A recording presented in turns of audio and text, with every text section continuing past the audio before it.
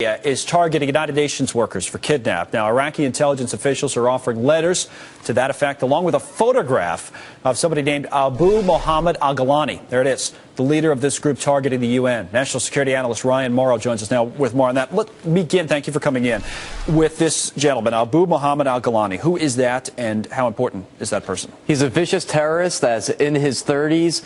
He's very secretive about what he does, and he was an associate of Abu Musab al-Zarqawi. Okay. That was the Al-Qaeda leader in Iraq that killed so many American soldiers and lots of Iraqis. He's very vicious, just massacres people left and right. And al-Ghalani commands somewhere between 6,000 and 7,000 Al-Qaeda fighters alone. And Al-Qaeda's forces are even greater than that specific group. You talk about how secretive he is. To get a photograph, and that's one of the headlines of this story today, to get a photograph of someone like this in the intelligence world, how important is that? Oh, it's very important because there are tons of even Syrians that hate this individual because he persecutes Muslims as well as non-Muslims.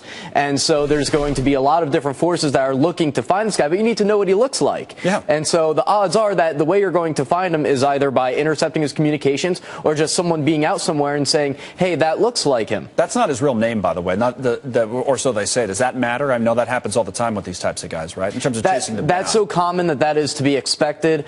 So like I said, it's most important to get this face out there, and the reason they're able to get this photograph and this information is because the Iraqis were interrogating other Al-Qaeda terrorists that were aware of his operations, and they were the ones that warned, look, he's looking to kidnap UN workers. Let me ask you a general question about Al-Qaeda and its organization now as we move into 2014. I know Iraq is not great, and in this story today about the United States having to send more reinforcements to the way of helping the Iraqis, but how would you characterize how Al-Qaeda is organized now, post Osama bin Laden and everything else as we move into a new year?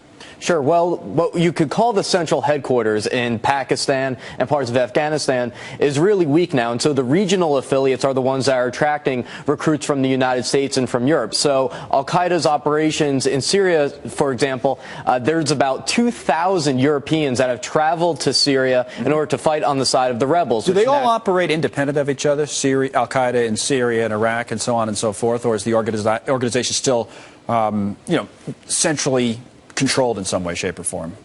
There is some level of central control. It's very loose affiliations, but the top leaders still communicate, share supplies with each other, logistically assist each other. Very often we hear that Al-Qaeda affiliates are essentially just groups that act unto themselves. Sure. But time and time again, that gets discredited. There is a certain level of communication between the groups. So bottom line, Al-Qaeda is still getting weaker, would you say? Is that fair to say that the United States is doing a pretty good job of fighting this war on terrorism? No, I think Al-Qaeda is getting stronger now. It is getting stronger. And that stopped. At some point, there was a turn there, back to getting stronger. Right, and that's because Syria and some other battlegrounds are really giving them an opportunity to get recruits and to radicalize people. And so Afghanistan in the 1980s, which was the battleground to fight the Soviets, that's the equivalent of Syria today. So for the next generation, we're going to be dealing with those that have been radicalized and received fighting experience in Syria. So the conflict in Syria could end tomorrow, and we'd still be dealing with this for years to come. That's the